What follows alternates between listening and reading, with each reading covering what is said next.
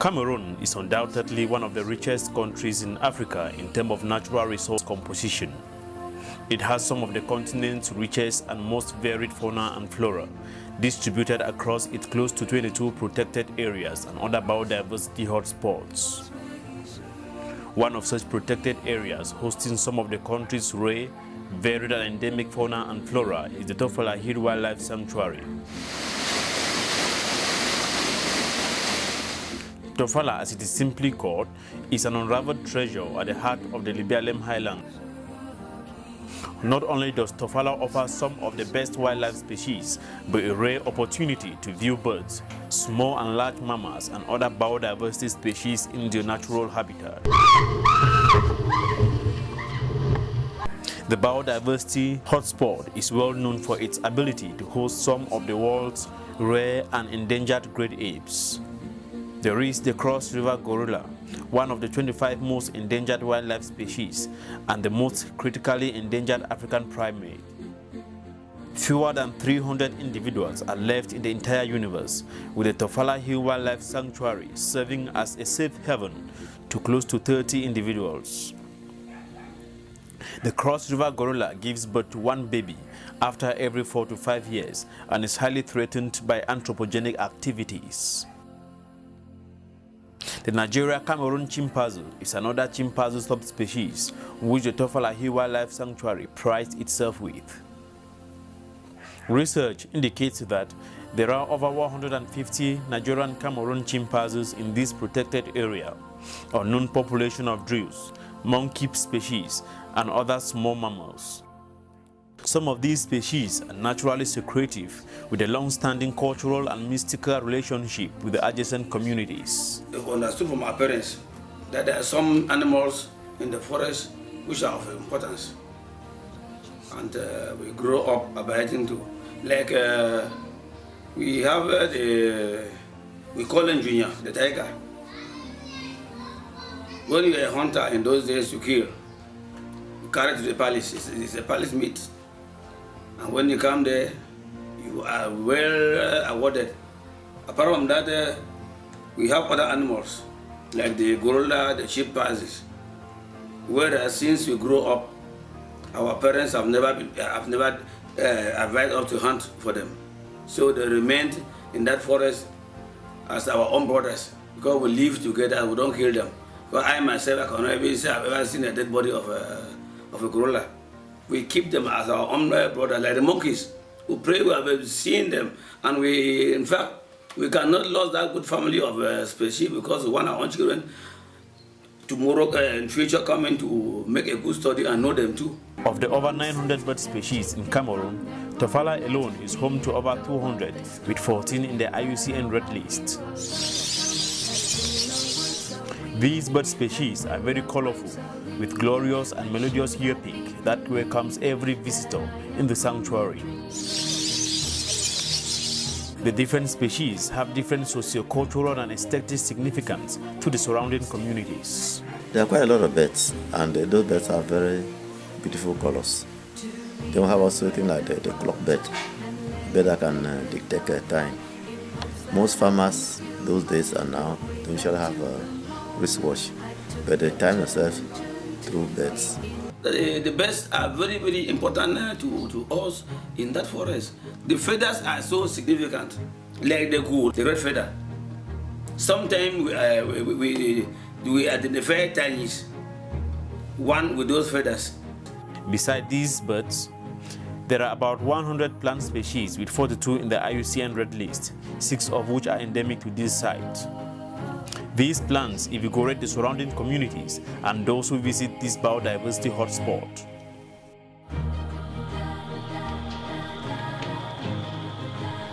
It ensures balance in the forest ecosystem and contributes to climate change mitigation, especially with its great red plus potentials. Various parts of these plant species have for time immemorial been used for different traditional purposes and the treatment of various ailments by village adjacent communities. Because in the days of our fathers, these medical facilities we have now, we're not even there. So they sustain their living by using the leaves of these trees to cure many of the sicknesses that happened that time. Some parts of the forest are sacred and considered by villagers as the home of their gods.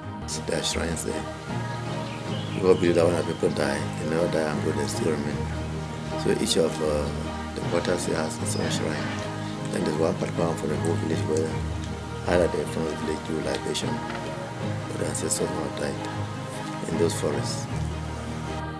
In addition, these plants produce lots of non-timber forest products, including but not limited to eru, rattan, bitter kola, njangsa, and country onion, which are a great source of livelihoods to the adjacent communities. I will go for forest, all my kingdom. We will go for forest, go find country onions, find mango, find jasanga, find eru for inside bush. We will carry and come for house. We will make and carry and go back and go sell them. Bring them for inside house. Right in the helemi. But I see my children for school. And I take the helemi with the money for house. And we will make a sell them so we keep some for inside house. We will take and cook wasu for them. We will chop them. Then my arrow so it come on our black bush. And I did my arrow. It make me I live with my kingdom. The arrow so my fair woman them they come out can buy the arrow. I still prepare someone for us, me and my kingdom. And I the arrow I send them for school. I obtain my materials from the virgin forest, especially the canes.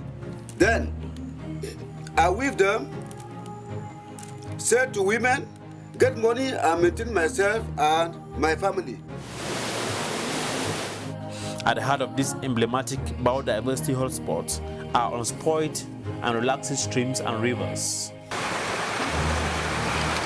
Some of these rivers are host to different fish and amphibian species, which are a major source of protein to the surrounding communities. In fact, over there, the streams provide fish. Up there, provide fish. But not every variety of fish is there. You have the tilapia. But down where we are now, a lot of fish are there because the land is level. A lot of varieties. In addition to these are picturesque waterfalls scattered over the lower slopes of Tofala. This tropical rainforest is home to colorful spiders, ants, termites, and large centipedes and millipedes. Many types of butterflies are also prevalent, especially along the lower slopes of the forest. Unfortunately, human activities in the form of hunting, deforestation for fuelwood, and farmland and others have for some time now remained a great threat to the existence of this biodiversity. When we were still small, this place was a very thick forest, a virgin forest. But because of the thick population that we had in our village, they can come down and cut down the forest as we are seeing, planting plantains like this in order to help themselves. You can see even at the upper side, they have burned the trees, and this is just to destroy the habitats of the gorillas and chimpanzees. The future posterity of this biodiversity-rich protected area is therefore inextricably linked to the intervention of various conservation stakeholders in Cameroon and beyond. Cameroon's leading conservation non-profit organization, the Environment and Rural Development Foundation ERuDeF, for over 13 years now has been engaged in the conservation of the biodiversity of this area. ERuDeF is first of all a species-focused conservation organization. And then when we identified that the entire Lebialem Highlands was not under any conservation interest by any international organization, we decided to take the Lebialem Highlands as one of our priority conservation sites. And in 2003, we launched the Highlands-wide surveys of wildlife. That led to the discovery of the cross-river gorillas subpopulation in what is now called the Tofala Hill forest.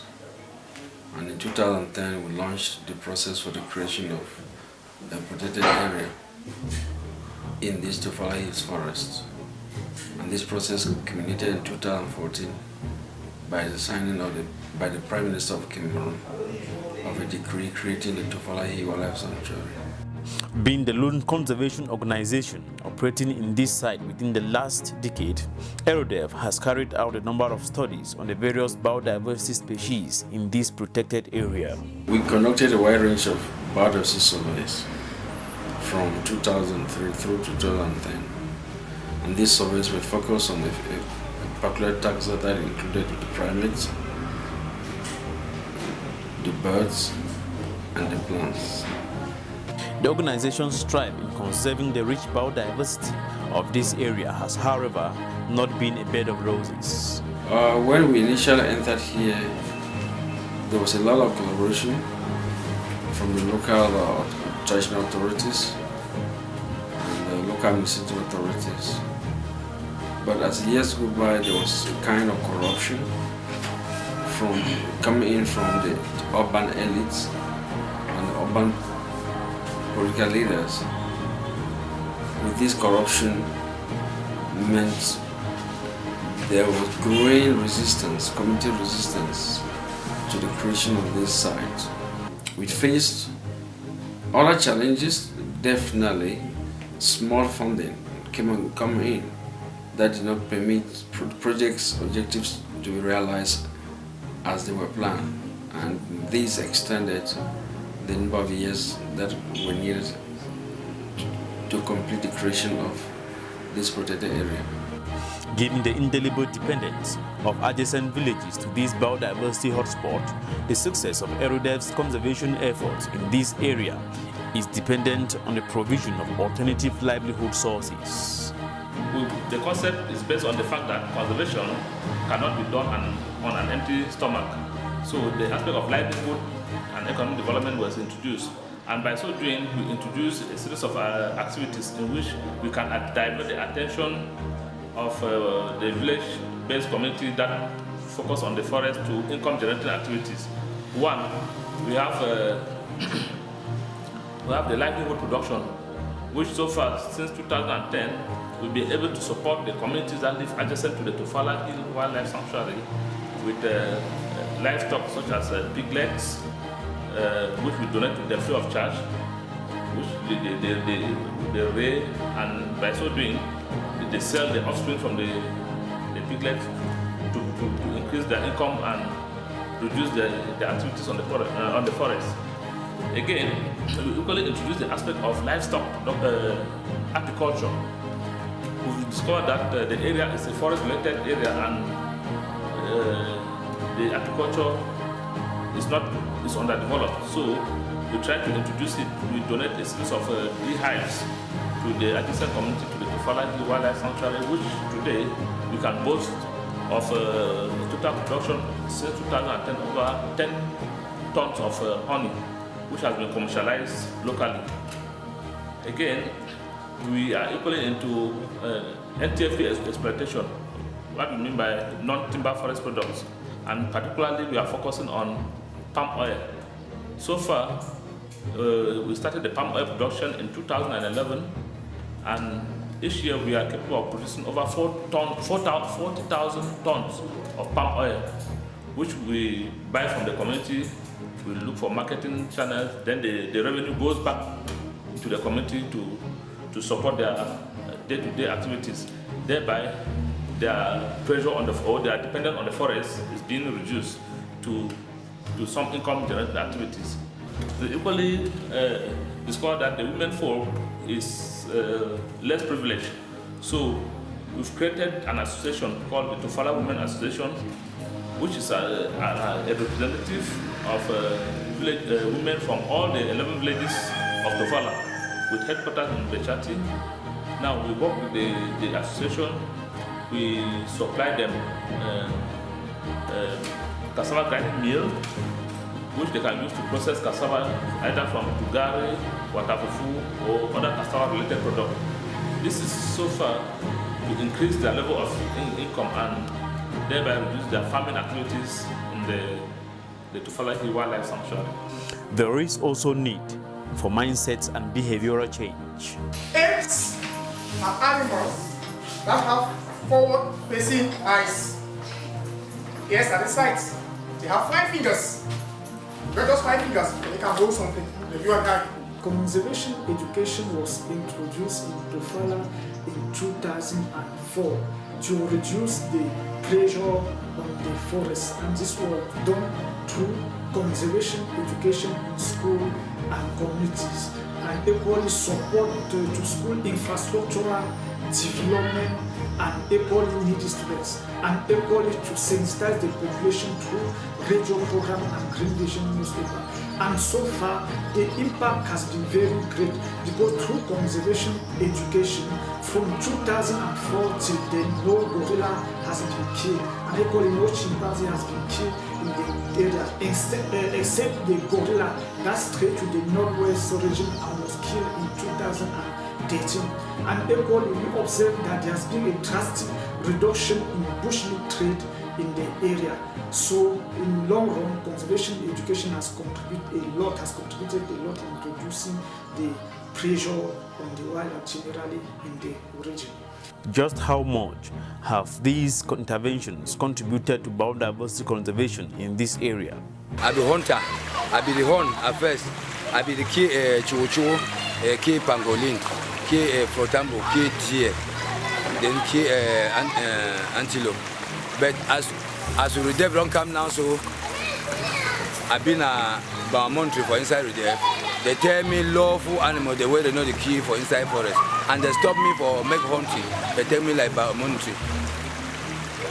So now, as I don't and say, life for some animal then be secure, be good for me because ERuDeF they don't come, they stop me hunting, then they train me. These, alongside continuous research and biomonitoring, culminated in the gazetting of Tofala in 2014, making ERuDeF the first national NGO to have facilitated such process.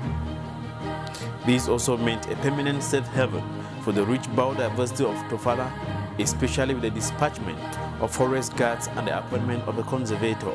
We are mounting a very serious project to make sure we have constant or permanent anti-poaching patrols within and inside around the sanctuary and inside the sanctuary, putting on even night patrols. Why not? Being a newly created protected area, the challenges abound. Some of the communities are still very reluctant to accept this project or this conservation exercise because they believe the government is coming to take away their land, but with our constant sensitization, their hopes, we are very optimistic that they will see reason to accept.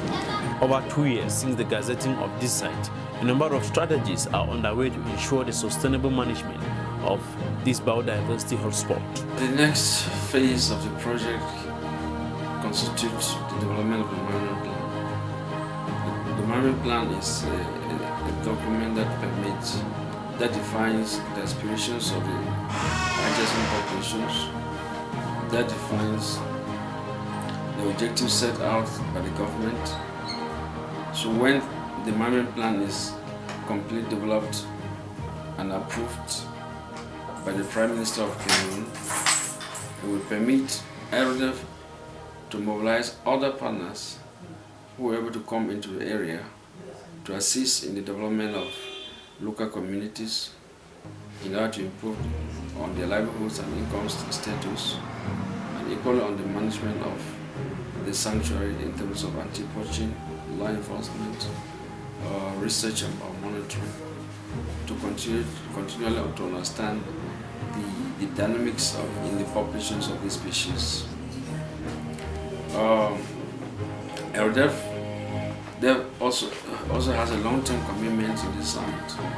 So it means that ERuDeF will continue to mobilize both internal and external resources to permit them to continue to support the management of this site through the integrated conservation and development programs. The long-term conservation of this biodiversity hotspot and the uncovering of its full potential would therefore be difficult, if not impossible, without a significant support from the Cameroon government and the international community.